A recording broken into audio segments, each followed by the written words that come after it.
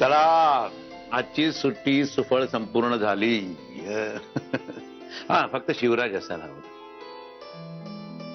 पण काय करणार, त्याला सिंगापूरची मीटिंग सुद्धा महत्वाची होती ना, तिकडे जावं लागलं त्याला. हा आता त्याला जर आधी कल्पना असते ना की मंजिरी आज इथे येणार आहे तर नक्कीच ती मीटिंग पुढे ढकलता आलीच. पण काकू तू चांगलं रागव त्याला. त्याला सांग मी रुसले त्याच्यावर. काय आहे, त्याला सिंगापूरला जायला वेळ आहे पण कोल्हापूरमध्ये येऊन सुद्धा मला भेटायला वेळ नाही. अगं तसं काही नाहीये. कामच इतकं महत्वाचं होतं त्यामुळे त्यांना कोल्हापूरहून सरळ सिंगापूरला जावं लागलं. आणि आम्ही येणार आहोत ना एवढ्यात तिकडे. नक्की झालं की तुला सांगतो. हा आणि मी एक गोष्ट ठरवली. मंजिरी आणि मधुराची रूम आहे ती किड्स रूम करायची. हो मी उद्याच इंटेरियर डिझायनरला सुद्धा बोलवलेलं आहे. हे बघ मंजिरी, मला माहिती आहे की तुझं बाळणपण काही इथे होणार नाही. पण जरी बाळणपण इथे झालं नाही तरी सुद्धा तुला बाळ झाल्यानंतर तू इथे येणारच ना. मग त्यावेळेस मुलांना खेळणी, त्यांना धिंगाणा घालायला ती रूम असेल. हा मात्र मुलं मोठी झाल्यानंतर शाळेमध्ये जायला लागतील. ती शाळेत जायला लागली की उन्हाळ्याच्या सुट्ट्या पडल्या की त्यांना ताबडतोब इथे पाठवून द्यायचं. म्हणजे काय की वर्षभर ती त्यांच्या आई वडिलांची असतील पण सुट्ट्या लागल्या की ती फक्त आणि फक्त त्यांच्या आजोबांची असतील.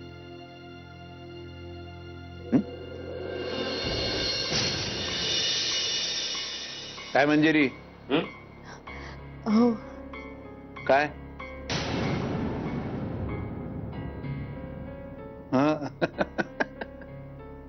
तुला आता वाटत असेल की मी आता बोलतो नंतर विसरून जाईन, पण तसं नाहीये बरं का.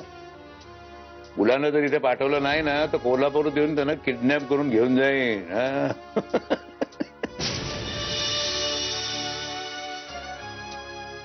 मला एक बरं आहे. मला एक बरं, माझ्या दोन्ही मुली एकाच शहरात आहेत, कोल्हापुरात. म्हणजे काय की दोघींची मुलं मला एकत्रितच सापडतील ना. Kids room. येस मी आलेच. काय ग? नाही काय नाही, मला जरा मळमळत आहे. आलेच मी. अख्खा मी येते. अगं नाही तू बस ना. मी आलेच. मी आले.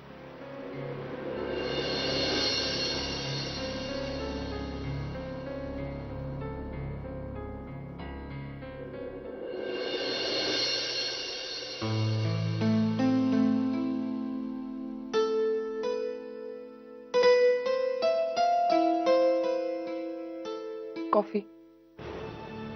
मंजिरी नाहीये म्हणून मी घेऊन आले. ठेव.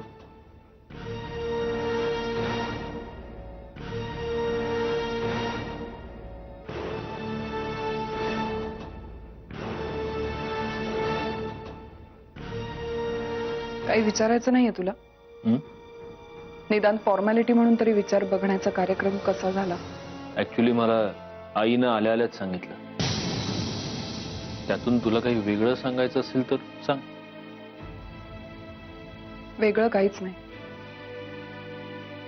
मला फक्त तुला एवढंच विचारायचंय, मी काय करू? हा निर्णय तू घ्यायचास प्रिया. तो मुलगा तुला आवडला की नाही आवडला ते तू सांग. मला तुझ्याशिवाय दुसरं कोणीही आवडू शकत नाही हे माहितीये तुला.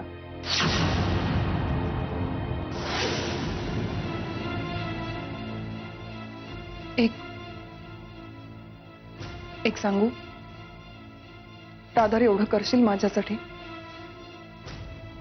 हे बघण्याचे वगैरे कार्यक्रम बास झाले आता. तूच एक मुलगा फायनल कर. मी डोळे बंद करून त्याच्या गळ्यात माळ घालायला तयार आहे. प्रिया तुलाही माहिती असं काही होणार नाही. जे काही होईल ते तुझ्या इच्छेनं आणि तुझ्या पसंतीनंच होईल. माझी पसंत राहू दे ना सत्यजित. आपण पुन्हा पुन्हा प्लीज त्या विषयावर बोलायला नको. उगाच मन मारून असं सजून धजून एखाद्या बाहुलीसारखं सगळ्यांसमोर उभं राहायला नको लावूस मला सारखं सारखं. तू काय तो डिसिजन घे आणि मला सांग.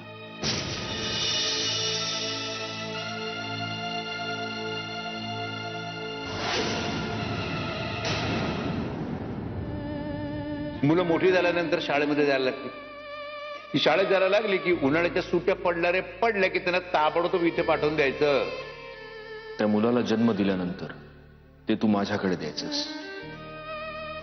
तिथून पुढे त्या मुलाची संपूर्ण जबाबदारी फक्त माझी राहील. डिवोर्सच्या वेळी बाळाच्या कस्टडीवरून तू वाद घालणार नाहीस अशी अपेक्षा मी करतो. कारण तसं जर तू केलंस तर मला भर कोर्टात आपल्या डिवोर्सचं खरं कारण सांगावं लागेल. त्याला किंवा तिला एवढंच माहिती असेल की आई आपल्याला जन्म देऊन हे जग सोडून निघून गेली.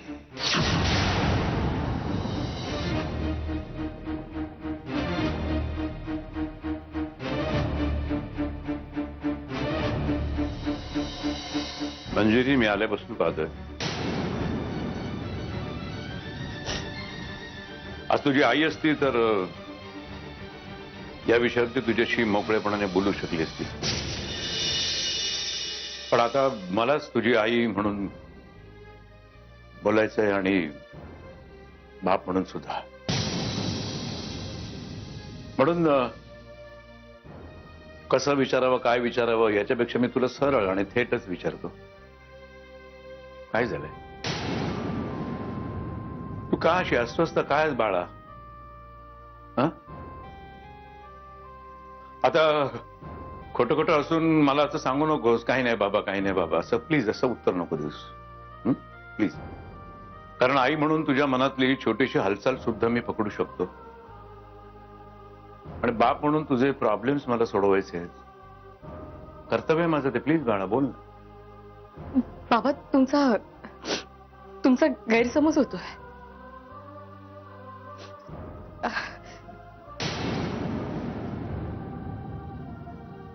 गैरसमज? तुझे डोळे वाचण्यात कधीच चूक नाही झाली माझी आजपर्यंत. बोल बेटा काय झालं?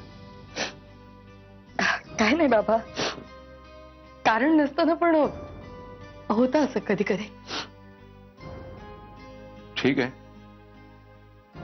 तुझ्या संसाराच्या तुझ्या काही गोष्टी असतील हे, पण स्वतःच्या आईपासूनही काही गोष्टी नाही लपवू शकत. तिला न सांगण्यासारखी गोष्ट कुठली असू शकत नाही ना. बोल बेटा मोकळेपणाने सांग प्लीज, मोकळेपणाने सांग.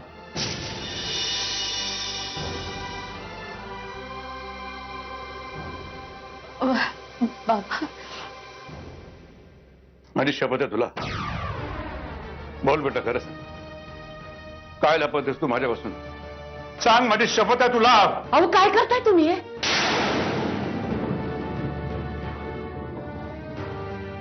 कसली शपथ घालतायचा तुम्ही हिला?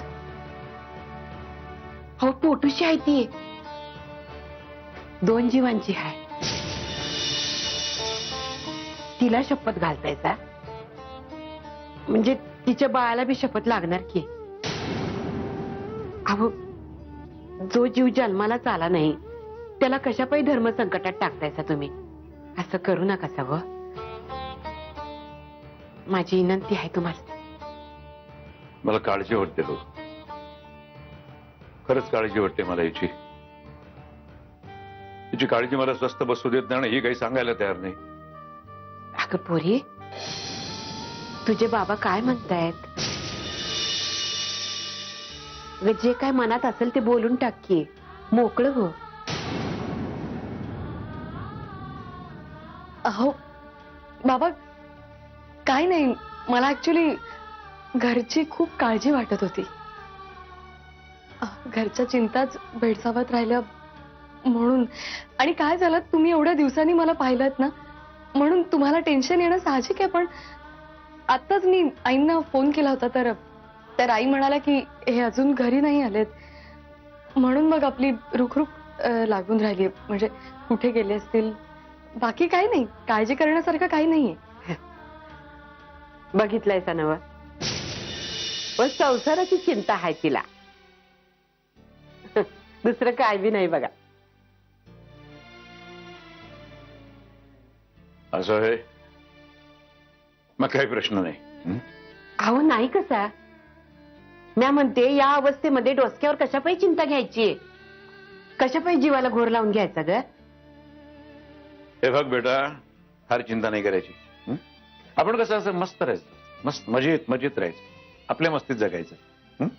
छोट्या छोट्या गोष्टींची कधी चिंता नाही करायची. हं? काळजी करू नकोस.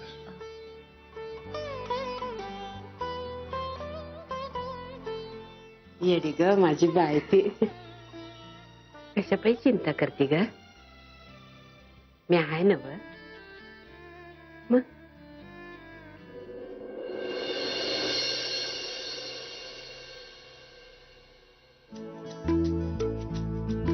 आजी अहो, हे काय आपण संक्रांत सोडून आपण इथे आलोय. अगं आपण इथं आलो खरे, पण माझ्या डोसक्यात नाही संक्रांतीचं निघूनच गेलं की ग. पण काही हरकत नाही. हे तुझ्यासाठी हलव्याचे दागिने बनवते मी. म्हणजे नवीन लग्न झालेलं असतंय की नाही, त्या पुरीसाठी असे हलव्याचे दागिने बनवायचे असतात. अगं तुझ्यासाठी या हलव्याच्या बांगड्या बनवल्यात बघ कशा आहेत.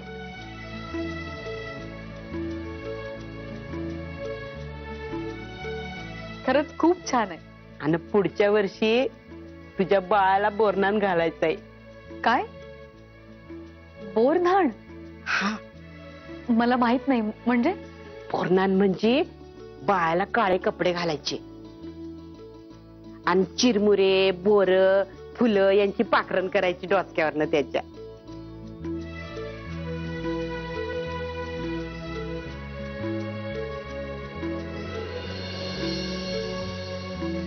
कशा झाल्यात बांगड्या? हो, आवडले. आता तुझ्यासाठी मस्त पैकी हार बनवणार बघ. कसं असतंय ना पोरी, या संक्रांतीच्या निमित्तानं समद्या चांगल्याचं संक्रमण होत असते बघ. पूर्वी याच दिवशी सूर्यदेवानं तिळासुरा नावाच्या राक्षसाचा वध केला होता. समद्या देवासनी आणि मानव जातीला वाचवलं होतं बघ. आणि आता आपल्या आपल्या आयुष्यातल्या तिळासुराला तिलांजली व्हायची असती या सूर्यदेवाच्या कृपेनं. पण मला असं वाटतंय आज आपण आपल्या घरी असायला हवं होतं. खूप मजा आली असती नाही? झालं. पुन्हा नवऱ्याला भेटायची इच्छा झाली बाई तुला? कठीण आहे ग तुझं बाई. बर ते जाऊ दे, तू शालेला जरा फोन कर. तिला आठवण आहे की नाही संक्रांतीची काय माहिती, आठवण करून द्यायला पाहिजे तिला. लाव फोन.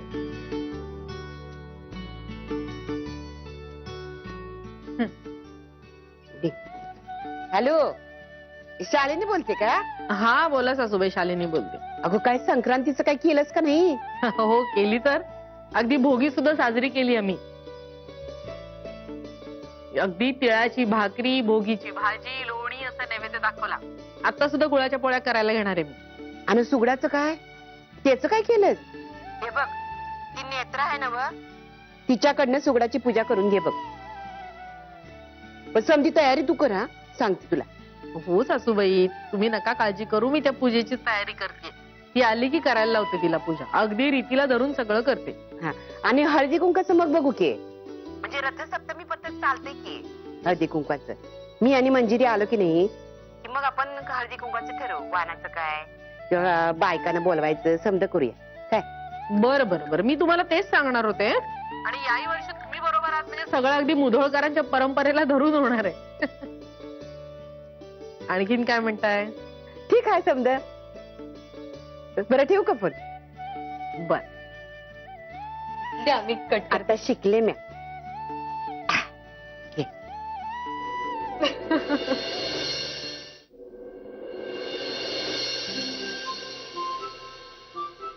अरे प्रिया, कुठे होतीस?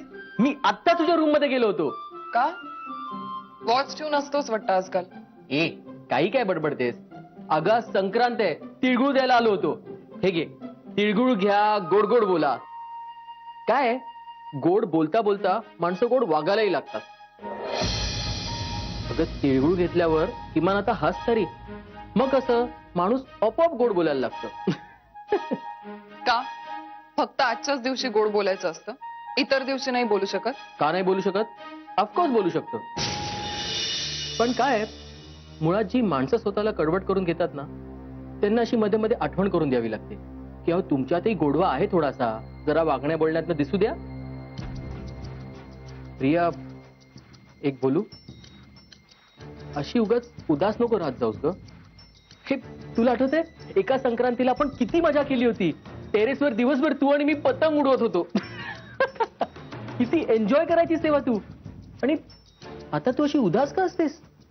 मॉन प्रिया. गौरांग, तो आनंद आहे, वस्तू नाहीये की हरवल्यावर लगेच सापडेल. एकदा नशिबाने तुमच्या आयुष्यातून आनंद हिरावून घेतला की घेतला. प्रिया, एनिवे, ही जी तुझी गोड बोलण्याची थिअरी आहे ना, ती जाऊन तू तुझ्या बायकोला का नाही सांगत? तिला त्याची जास्त गरज आहे. हे, तिने सांगितलं नाही तुला? अरे आजकाल तुमची तर खूप दोस्ती आहे ना. तिला तर हे धडे कधीच चालू केलेत. जा, संक्रांत आहे, मजा कर. आणि आज तू कितीही गोड खाल्लंस ना तरी तुला कोणीही अडवणार नाही. So enjoy. अरे सॉरी हा. गौरांग, इकडेच थांब.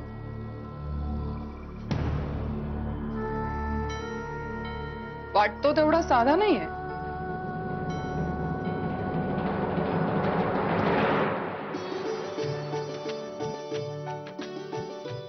काय पतंग उडवायच्या नादामध्ये खाण्यापिण्याचं विसरलास ना? नाही नाही नाही आई, मी खाण्यापिण्याचं सामान सोबत घेऊनच टेरेसवर गेलो होतो. कोण ते 10 वेळा वर खाली करणार? आणि आई, मी काय नुसती पतंग नव्हतं उडवायला गेलो, सगळ्यांना तिळगुळ वाटून आलोय. तुझी ही संक्रांत ना तुझ्या लहानपणच्या संक्रांती सारखीच आहे. मग हे आई, सत्यची दादा आहे ना, तेव्हाही कधी पतंग उडवायला यायचा नाही आणि आजही येत नाही. आई, मला काय वाटतं ना की दादाला पतंगच उडवता येत नाही, म्हणून तर आपली पळवाट काढतो. काय तू? आई, तुला पण पटलं की नाही? मग बरं आई, हे सगळं जाऊ दे. हं? गुळपोळ्या कुठे आहेत? दे दे दे, वाढ लवकर. अरे दे काय, सगळी तयारी करून ठेवलेली आहे. पूजा झाली की गरम गरम करून वाढते. पूजा? अगं मग कर ना पटकन. कर काय, आता तुझी बायको येईल नेत्रा, ती पूजा करेल आणि मग करते पोळ्या. सगळी तयारी झालेली आहे माझी. नेत्रा पूजा करणार आहे? ओ गॉड. बरं, तोवर मी या लाडूवर भागवतो. ए बाबा, पोळ्यांना जागा ठेव, नाही तर लाडवानेच पोट भरेल तुझं. आणि वरती नेले तेच ना वाटायला. निम्मे लाडू तुझ्याच पोटात गेले ते, खात्री आहे माझी. आई, अरे वा, छान दिसते साडी. पण आवडली ना तुला? म्हणजे मी आपली माझ्या पसंतीने आणली होती. हो अवई, असं काय करताय? तुमची पसंती ती माझी पसंती. खूप आवडली मला साडी. छान दिसते. थँक्यू. बरं, पूजा झाली व्यवस्थित? हो, अगदी व्यवस्थित. जसं तुम्ही सांगितलं होतं ना तसं सगळं केलं. छान छान. आता तिळगुळ द्या. हो, म्हणूनच सगळ्यात आधी तुमच्याकडे आले. हे घ्या, तिळगुळ घ्या, गोड बोला. नमस्कार करते आई. अक्षांत, छान दिसतेस ग. छान दिसते.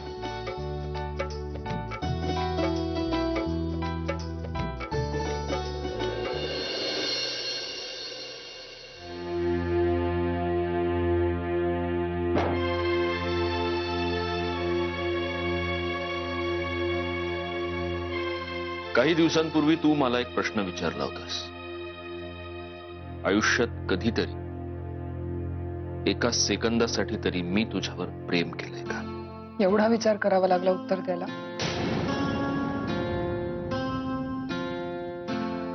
मी सांगतोय म्हणून किंवा माझा हट्ट म्हणून तू लग्न करावंस असं मला अजिबात वाटत नाही. तुला जो काही निर्णय घ्यायचा आहे तो घेताना तू फक्त आणि फक्त स्वतःचा विचार कर. आपल्यात जे काही संबंध होते त्याचं ओझं तर मनावर अजिबातच ठेवू नकोस. माझी एवढीच इच्छा आहे की तू सुखी व्हावंस. मी प्रयत्न करेन. मी हे सगळं बोलतोय कारण मला तुझी काळजी वाटते. मला कळतंय, पण माझ्या मूळ प्रश्नाचं उत्तर नाही दिलंस तू. मी तुला तुझ्या प्रश्नाचं उत्तर दिलंय प्रिया, तुला ते कळत नाहीये. मला तुझी काळजी वाटते कारण माझं तुझ्यावर प्रेम आहे. आता याला कोणी प्रेम म्हणतं, कोणी मैत्री म्हणतं, कोणी बहीण भावाचं नातं म्हणतं, कोणी अनैतिक संबंध म्हणतं. लेबल काहीही असो, भावना तीच आहे. आणि कसं आहे प्रिया, तू माझ्या आयुष्यातून निघून जावंस किंवा तुझी बॅट टाळावी म्हणून जर मी हा सगळा खटाटोप करत असतो ना, तर मुळात तो करायचीच मला काही गरज नाही. तसं असतं तर मी तुला माझ्या आयुष्यातून कधीही बाहेर काढू शकलो असतो. अजिबात कष्ट नसते पडले मला. तुझी काळजी वाटते, तुझं सुख महत्वाचं वाटतं, म्हणून मी हे सगळं बोलतोय.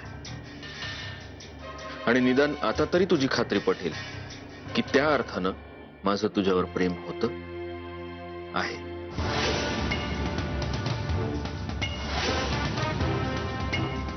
सत्यजित, मी लग्न करीन. माझ्या नवऱ्याला हर तऱ्हेने सुखी ठेवीन. पण सत्यजित, मी कधी सुखी होऊ शकणार नाही. गैरसमज आहे तुझा, आणि तोही दूर होईल एक दिवस. Good night.